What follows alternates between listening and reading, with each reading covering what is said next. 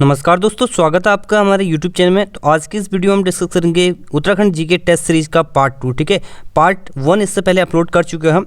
अगर आपने वो वीडियो नहीं देखी तो नीचे डिस्क्रिप्शन में लिंक है, वहाँ से जाके आप देख सकते हैं। ठीक है, देखिए इस टेस्ट सीरीज में हम जो भी क्वेश्चन लेके आते हैं वो सारे इंपॉर्टेंट और सिलेक्टेड क्वेश्चन होते हैं, एग्जाम पर्सपेक्टिव से सिलेबस पर आधारित क्वेश्चन होते हैं, तो जो कि आपको में एग्जाम में काफ़ी ज़्यादा हेल्प करेंगे। ठीक है, तो वीडियो को आपको अंत तक देखना है बिना स्किप करे हुए। और आज की इस वीडियो का टारगेट है 500 लाइक का। ठीक है, 500 लाइक कंप्लीट होते ही इस वीडियो की पीडीएफ आपको टेलीग्राम ग्रुप में मिल जाएगी। नीचे डिस्क्रिप्शन में टेलीग्राम ग्रुप का लिंक है, वहां से आप ज्वाइन कर सकते हैं। तो चलिए वीडियो को शुरू करते हैं। पहला क्वेश्चन है, उत्तराखंड में विक्टोरिया बांध कहाँ स्थित है? तो ऑप्शन आपके सामने है, तो इसका राइट आंसर हो जाएगा ऑप्शन नंबर डी, इनमें से कोई नहीं। देखिए विक्टोरिया बांध कहाँ है? नैनीताल जनपद में स्थित है। और नैनीताल में कहाँ स्थित है? भीमताल में। ठीक है, भीमताल में स्थित है विक्टोरिया बांध। इस बांध का निर्माण कार्य शुरू हुआ था 1882 में और एक साल के अंदर यानी कि 1883 में ये बन के कंप्लीट हो गया था। ठीक है, इसका निर्माण कार्य किसने किया था? फ्रैंक हेनरी ने। ये नाम आपको याद रखना है, फ्रैंक हेनरी। ठीक है, फ्रैंक हेनरी। और इस बांध को बनाने का उद्देश्य जो था वो क्या था? तो भीमताल जो है इसके पानी को सिंचाई के लिए इस्तेमाल करने के लिए ये बांध बनाया गया था, विक्टोरिया बांध। तो आपको याद रखना क्या है, विक्टोरिया बांध कहाँ स्थित है? भीमताल में। 1883 में इसका निर्माण कार्य पूर्ण हुआ था और फ्रैंक हेनरी ने इसका निर्माण कार्य कराया था। ठीक है, और वहीं फ्रेंड्स भीमताल की बात करें तो भीमताल जो है कुमाऊं का सबसे बड़ा है इन टर्म्स ऑफ एरिया की बात करें तो। और सबसे गहरा बात करें तो सबसे गहरा है नौकुचिया ताल। ठीक है, नौकुचिया ताल सबसे गहरा है और सबसे बड़ा कौन है? भीमताल। ठीक है, भीमताल में ही एक भीमेश्वर मंदिर स्थित है।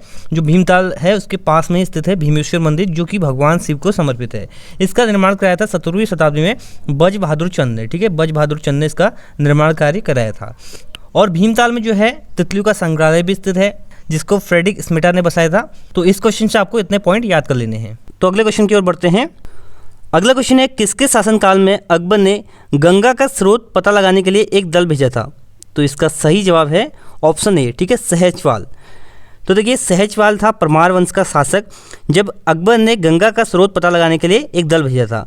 देखिए अकबर की जो रसोई में खाना बनता था वो गंगा जल से बनता था, और इसीलिए ही अकबर ने गंगा का स्रोत पता लगाने के लिए एक दल भेजा था। और सहजपाल ने इस दल को जो है हरिद्वार में रोक दिया था। उस टाइम जो परमार वंश का शासक था सहजपाल, उसने हरिद्वार में अकबर द्वारा भेजे गए दल को रोक दिया था। सहजपाल की बात करें तो देखिए सहजपाल एक राजनीतिक चतुर राजा था। ठीक है, पवार वंश का राजनीतिक चतुर राजा इसे कहा जाता है, क्योंकि सहजपाल ने जो है अकबर के दल को रोक दिया था। इसके बाद भी उसके संबंध अकबर के साथ अच्छे थे। ठीक है, मतलब कि कोई उसके साथ उसकी लड़ाई नहीं हुई, कोई युद्ध नहीं हुआ।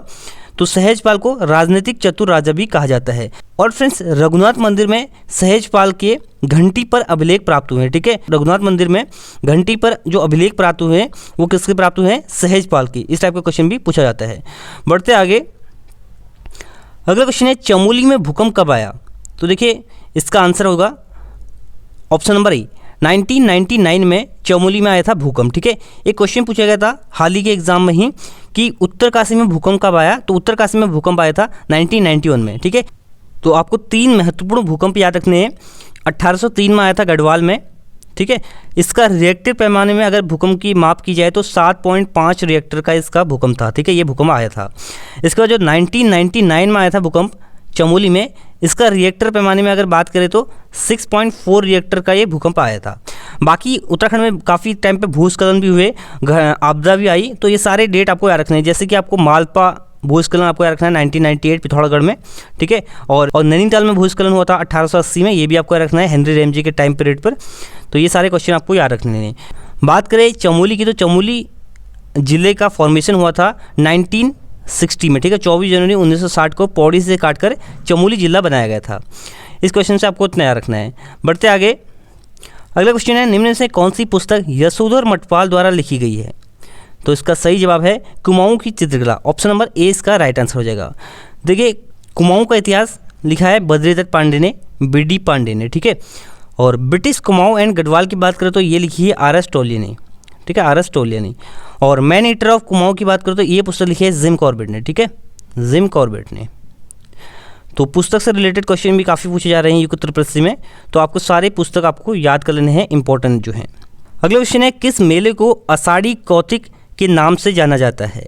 तो ये सही आंसर हो जाएगा इसका बगवाल मेला। ठीक है, जो चंपावत में लगने वाला बगवाल मेला है, माँ बाराही देवी के मंदिर पर जो मेला लगता है उसको आषाढ़ी कौतिक बगवाल मेला देवीधुरा मेला इन नामों से जाना जाता है। ये प्रतिवर्ष लगता है श्रावण महीने में, ठीक है, श्रावण महीने में। और कब लगता है? रक्षाबंधन के दिन। ये भी पूछा जाता है कब लगता है? रक्षाबंधन के दिन, श्रावण पूर्णिमा के दिन ये लगता है, ठीक है। कहाँ पर लगता है? चंपावत में। बाकी चंपावत में और मेले भी लगते हैं, जैसे पूर्णागिरि मेला, ये लगता है चैत के महीने में। ये क्वेश्चन पूछा गया था कौन से महीने में लगता है? चैत के महीने में लगता है पूर्णागिरि मेला, ठीक है।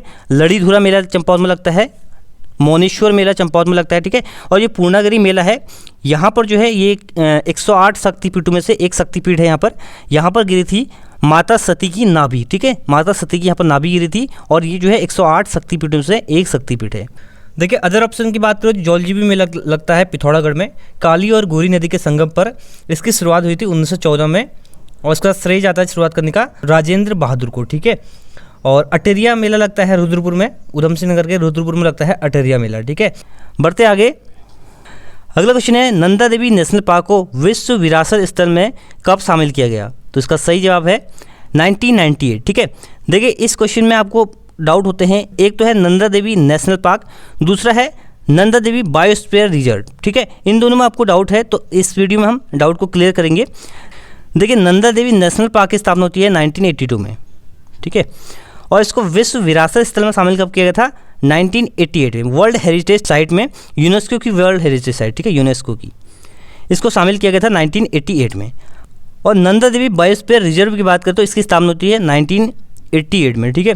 और भारत में टोटल कितने हैं? 18 बायोस्फीयर रिजर्व हैं, जिसमें से एक कहाँ है? उत्तराखंड में स्थित है, ये इसका नाम है नंदा देवी बायोस्फीयर रिजर्व।